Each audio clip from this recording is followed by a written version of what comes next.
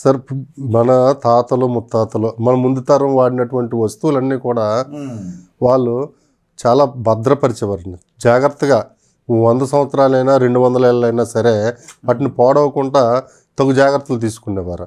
ఉదాహరణకి మీరు చూస్తున్నది ఒక డాక్యుమెంట్ స్టోరేజ్ బాక్స్.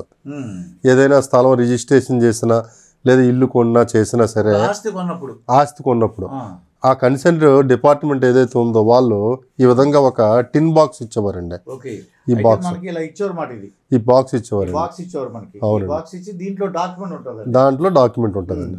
ఇది ఓపెన్ చేస్తే మనకి ఈ క్యాప్ ఓపెన్ చేస్తే ఈ డాక్యుమెంట్స్ మనం చూడొచ్చండి. ఈ విధంగా ఆ డాక్యుమెంట్స్ చూడండి, బ్రిటిష్ పీరియడ్ డాక్యుమెంట్స్ ఇవన్నీ కూడా 3 అనాస్. అప్పుడు స్టాంప్ డ్యూటీ 3 అనాలు. 3 అనాలండి. 3 అనాలు.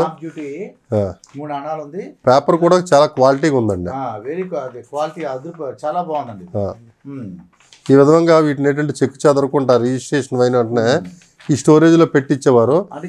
చెదలు పట్టకుండా ఆ రోజుల్లో ఇప్పుడు ఉన్నట్టు ఐరన్ బీరువాలు కానీ లేదా లాకర్స్ కానీ పెద్ద పెద్ద ఇవన్నీ ఏమి ఉండేవి కాదండి.